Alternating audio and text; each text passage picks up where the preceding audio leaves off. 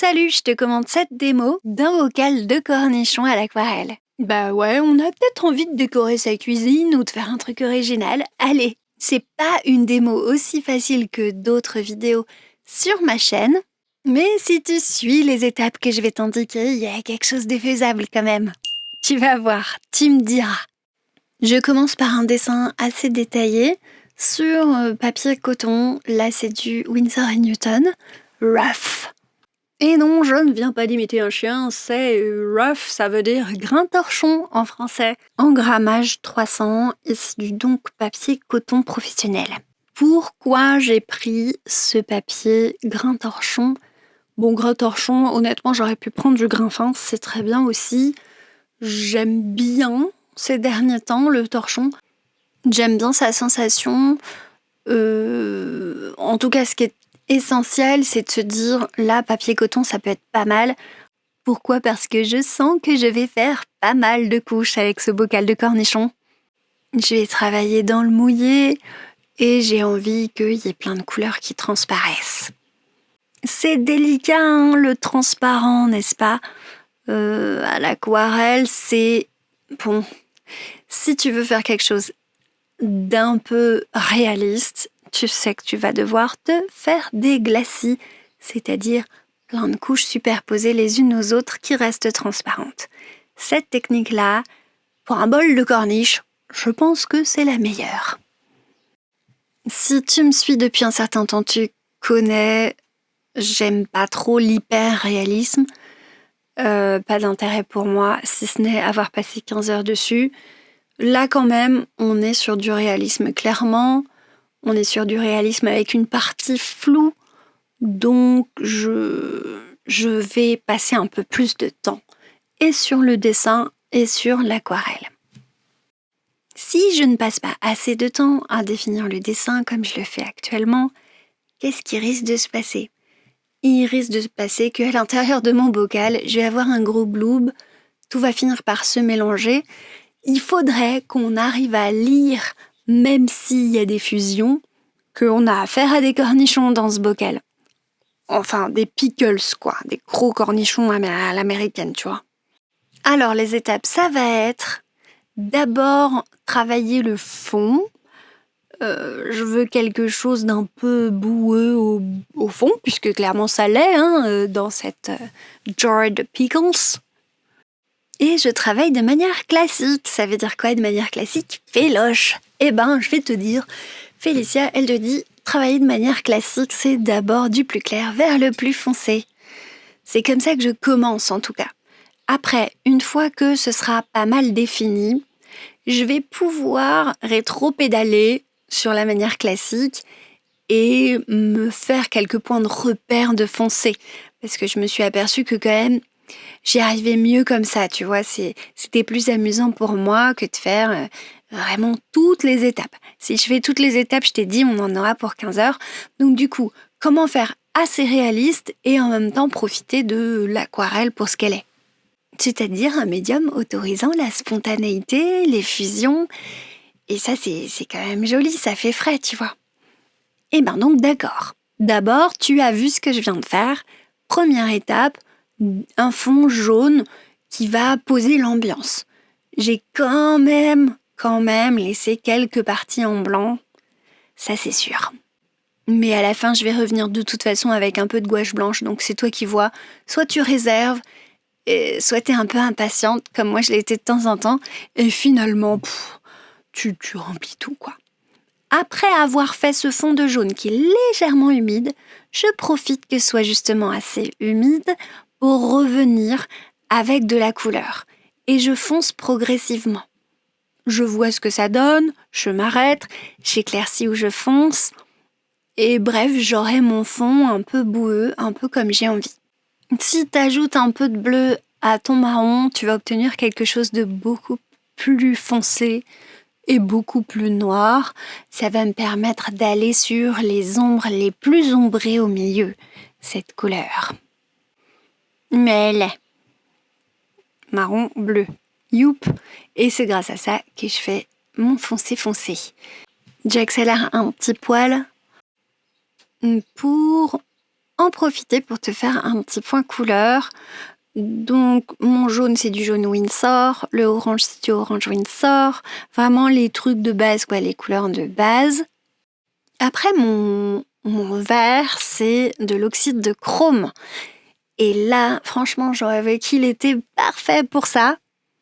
J'ai alterné entre de l'oxyde de chrome pur, surtout pour le plus foncé des cornichons, et de l'oxyde de chrome mélangé avec du jaune Windsor, donc du jaune pur. Ça m'a permis d'avoir cette magnifique palette vraiment assez variée de l'orange au vert qui est nécessaire pour ce bocal de champignons. Je vais donc naviguer entre la technique classique, comme je te le disais tout à l'heure. C'est pas facile à expliquer, à vrai dire, donc je prends mon temps. La technique classique, ça aurait été de faire que des glacis, et moi je veux quand même du réalisme, donc des glacis, des superpositions et des fusions. Quelque chose qui évoque ce côté flou de ce qu'il y a dans le bocal, en plus du réalisme. Donc t'as retenu réalisme total, glacis. Flou, dans l'humide, donc pas nécessairement 20 000 couches de glacis. Je caricature, évidemment, c'est juste pour expliciter. Après, tu vois, comme moi, tu vas aller, plus tu maîtrises, plus tu vas aller mélanger les techniques et t'adapter un petit peu. J'avoue que pour ce bocal, un petit peu singulier, j'en avais pas vu beaucoup d'autres avant, il y en a certainement, tout a été fait, mais j'en avais pas vu d'autres avant. Je me suis questionnée sur est-ce que je pars sur ma technique du plus foncé vers le plus clair habituel pour ensuite reflouter tout, mais c'est plus facile avec du papier synthétique, ou une technique un peu classique où je vais monter en valeur progressivement. Donc j'ai mélangé un peu les deux. Pourquoi ? Parce que je te l'ai dit tout à l'heure, je voulais des points de repère. Ça veut dire quoi ça ? Ça veut dire que j'avais besoin de voir jusqu'où irait mon noir au plus profond pour pouvoir ajuster mes couleurs. Comme je suis allée sur un noir assez profond et que finalement ça m'a plu parce que c'est mon truc, et c'est peut-être pas le tien, attention, tu peux peut-être rester sur quelque chose de plus doux. Moi j'aime bien le contraste. Et comme je suis allée tout de suite chercher du noir, je me suis dit, ok, j'ai compris où je vais en termes d'harmonie générale sur ce bocal. Comme ça, je t'aurais parlé au moins une fois de l'harmonie générale des contrastes. Si c'est très contrasté à certains endroits, ça peut pas être tout pâle à d'autres. Il faut qu'il y ait une certaine harmonie dans les valeurs. Du coup, si tu as un fort baston de valeurs à un endroit, il faut quand même malgré tout que tes valeurs soient plus recherchées sur d'autres endroits. Tu vois, que tout soit un petit peu pareil en termes de contraste. By the way, je t'ai mis juste à côté le bol de cornichons de la même taille là, pour que tu vois à quel point mon dessin il est un peu pourri, tu vois. Il est pas un méga réaliste, il était super rapide. J'ai passé clairement beaucoup plus de temps sur la peinture que sur le dessin. Tiens, tu vois, les fortes impressions de jaune que je fais, c'était très gouaché. Bref, le truc que je voulais juste te dire, c'est que j'étais pas parfaitement parfaite avec le dessin. Ça se voit et c'est pas grave, je m'en fous. Toi aussi, fais pareil. Si tu refais un bol de cornichons ou de quoi que ce soit, ne stresse pas non plus trop. À part si tu veux rendre vraiment quelque chose de très réaliste ou que t'es sur un portrait, là ça pardonne pas, le dessin doit être nickel. Mais si tu es sur des cornichons, tu vois, bon, c'est pas grave. On va tous s'en remettre et personne va te regarder dans ta cuisine où t'auras affiché ta merveilleuse œuvre et te dire ton bol, il est de traviole. Non. En revanche, il pourrait te dire, mais qu'est-ce que c'est que ce truc si tu fais pas trop gaffe à ce qui est pas ces différences, tu vois, entre ce qui est du cornichon, ce qui est de l'arrière, ce qui est d'un cornichon d'un autre. Et du coup, c'est pour ça que à la fois je vais flouter et permettre que les couleurs soient identiques d'un cornichon à l'autre en les faisant tous ensemble, flouter un petit peu en permettant qu'il y ait ce flou entre les délimitations des cornichons des uns des autres ou des délimitations blablabla, entre un cornichon et le fond. Donc je veux quelque chose d'assez flouté. Et par-dessus, je vais remettre de l'autre couleur, tu vois. Donc j'utilise la technique du double pinceau, c'est-à-dire que je dégrade à l'eau claire quelque chose qui est assez fort vers l'extérieur. Ça me permet de flouter légèrement ce que je fais. Mes délimitations d'un cornichon à l'autre ne sont pas trop travaillées. Si je veux pas y passer trop de temps, c'est essentiel, mais travailler un tout petit peu pour qu'on distingue les choses les uns des autres. Tu vois, il y a des surfaces qui sont d'un vert clair, des surfaces qui sont d'un vert foncé, des surfaces qui sont d'un vert très clair, et j'essaie de dégrader un petit peu du foncé vers le clair sur une même surface. Donc, tu as quelque chose qui est, tu vois, mi-réaliste. C'est un nouveau style. Ça m'embêtait par exemple de faire le milieu du bocal super parfaitement. J'avais l'impression de perdre mon temps. Je voulais quelque chose d'à la fois bien rendu, mais aussi où je passe pas ma vie dessus. Du coup, voilà, l'idée c'est de garder du flou au milieu. Je vais assombrir tout ça et ça va avoir l'air d'être un cornichon de loin. Voilà, on fait pas de l'impressionnisme, hein, c'est quelque chose de près, mais voilà tout ce que j'ai mis en place sur une même œuvre, entre gros guillemets, pour arriver à mes fins. Et tu vois que je monte en valeur. Il faut commencer par le vert très clair, mettre de l'oxyde de chrome dégradé avec du jaune ensuite pour faire une valeur de cornichon un peu plus foncée. Non mais pas partout évidemment, tu gardes toujours un petit peu du plus clair, tu remplis une zone avec du plus foncé et tu la redégrades ou tu la réimprimes ou tu la reprécises avec l'oxyde de chrome pur. Du coup, clair, moyen, très foncé. Allez, on se fait une pause couvercle. Comment, Félicia, je vais faire ce couvercle? Oui, ça a l'air compliqué comme ça. Eh ben, sans du tout respecter le dessin, en faisant quelque chose d'hyper crade au niveau de l'exécution, très rapide et tout, tu vas voir que je m'en suis sortie pas trop mal. Franchement, de loin, on dirait un truc qui brille, on dirait de l'argenté. Alors comment j'ai fait? Eh ben déjà, au niveau de la couleur, je suis allée mélanger un brin Van Dyck, un brin très foncé, pas trop chaud comme âme, avec du bleu céruléen. Et j'ai obtenu un gris magnifique. Donc, si toi aussi tu as un bleu ciel clair, chaud chez toi, tu peux le mélanger avec du foncé en termes de marron. C'est illico presto, tu vas avoir quelque chose qui sonne dans le gris. Qu'est-ce qu'on remarque avec ce bocal quand on l'observe? Parce que oui, il faut plus observer que peindre quand tu peins. Surtout à l'aquarelle, oh my god! Eh ben, il faut d'abord se rendre compte qu'il y a des endroits où le contraste est important. Tu vois, comme tout à droite, j'ai une ligne sous le bord du bocal très foncé. Bon bah là, entre du blanc et le très foncé, c'est très très important comme contraste. Ben c'est plus contrasté à droite qu'à gauche sur ce truc. Et il y a des endroits comme sur le plat du bocal, sous les petites rainures, à gauche, où c'est flou, c'est délicat, c'est presque, disons, clair. Eh bien, tu vas faire pareil, en simplifiant. Hein. Donc moi, je simplifie, je vois que c'est très contrasté à droite. Je vais reproduire, je vais faire plein de contrastes. Je vois que c'est peu contrasté à gauche, donc je vais adoucir. Et souvent, tu as besoin de le faire en 2 étapes.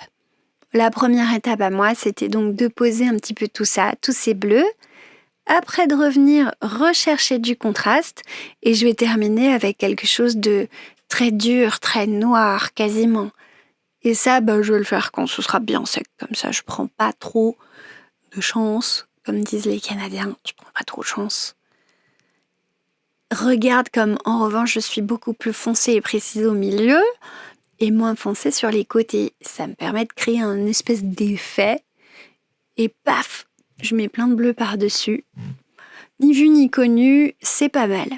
Donc là, ça n'a pas l'air fou, hein, ça a l'air de rien, même on peut se le dire. Tu vas avoir cette sensation souvent, surtout pour mon bocal, là même moi je me suis fait peur, d'un truc, ouah, raté, pas si beau que ça. Tu vas être inquiète ou inquiet. Et oui, je te comprends. Moi aussi, je l'ai été vachement, en fait. À ce stade-là, j'étais pas méga contente. Je me suis dit, oh, j'aurais dû m'appliquer plus. J'aurais dû faire un truc plus réaliste, plus joli. Et, euh, et bon, bah, j'ai pas lâché parce que d'abord j'avais que ça. Et tu vois que je suis une feignante en ce moment, puisque je te sors les vidéos le dimanche au lieu de les sortir le samedi, de pire en pire, quoi, de plus en plus tard. Ouais, je suis super occupée, machin. Donc je me disais, allez, je sors quelque chose, tu vois. En plus, les cornichons, ça me fait marrer très bien. Bah ouais, mais là, c'est moche, j'aurais dû m'appliquer. Et je te fais pas plus de suspense. En réalité, une fois que j'ai eu la gouache blanche appliquée dessus, mes coups de crayon, mon style qui est revenu et tout, franchement, j'ai trouvé ça joli. Et pareil, avec le couvercle, tant que t'as pas les couches les plus foncées que j'ai mis à la fin, franchement, tu peux ne pas être content. Oui, je comprends. Mais essaye d'être patient, de laisser ton œil faire jusqu'à avoir les contrastes maximum. Pour le coup, là, on est vraiment en technique du plus foncé, du plus clair vers le plus foncé. Et essaye de pas trop en rajouter au cas où, hein, je te dis ça. Et l'important, c'est surtout les éléments les uns par rapport aux autres. Si tu as fait du flou d'un côté, fais du flou de l'autre, tu vois. Important de garder cette balance. Mais je l'ai fait assez rapidement au final. Je me suis pas occupée du dessin. Pour les reflets, je te dis toujours, il faut suivre le dessin du reflet et aucun autre dessin. Là, t'as vu que j'ai été assez floppy, comme on dit en anglais des os pour ceux qui comprennent pas. C'est comme ça. C'est moi. Je ne changerai pas. Je parle un peu franglais de temps en temps. C'est ma life. Et encore une fois, je m'adapte peu, mais c'est parce que j'ai pas le temps et j'ai super envie de continuer à offrir à tout le monde, malgré tout, quelque chose de qualité. Donc je te disais, j'étais pas contente jusqu'à ce que je continue comme ça à rajouter du contraste, des couleurs, du contraste, des couleurs. Là, je suis clairement plus à la définition à la grosse des cornichons. J'ai fait une première phase, je te rappelle, jaune tout du long. Ensuite, une deuxième phase où j'ai joué avec mes jaunes et mes verts et du foncé pour délimiter un peu mes cornichons.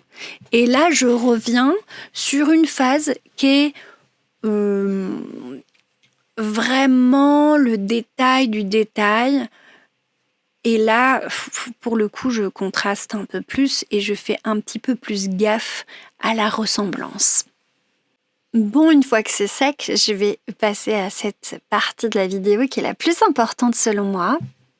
D'abord parce que c'est celle où je m'amuse et donc j'ai fait un fond et je me suis bien amusée et j'en ai foutu partout ma palette et ça me fait très plaisir. Et ensuite parce que ça va me permettre de flouter tout ce que j'ai fait avant et de l'harmoniser. Oui, c'est le mot, l'harmoniser au niveau des couleurs. Donc, tu vois que je dépasse largement sur le bol pour pouvoir faire l'arrière dans cette espèce de mélange très fluide qui s'effectue plus sur le papier que sur la palette, entre le jaune et l'oxyde de chrome. Et je prends le temps de bien regarder, et non, il se passe rien dans la vidéo. Je regarde bien mon bol et je me dis, ok, allez, on va tout flouter, tant pis pour les retraits blancs. C'est ce moment-là où je décide que ça va être bien plus joli si tout est homogène. Et j'avais raison, clairement, de remettre une couche de glacis par-dessus.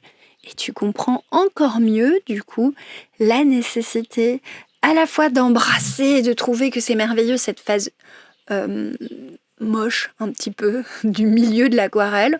C'est pas grave, tu sais, et confiance quoi. Ça c'est dur, mais c'est important. Et de prendre du papier coton pour pouvoir faire plein de couches, dont celle-là. Maintenant, on est à la phase de l'ajout de blanc à la gouache. J'ai ajouté 2 types de blanc, un à la gouache et le deuxième au stylo.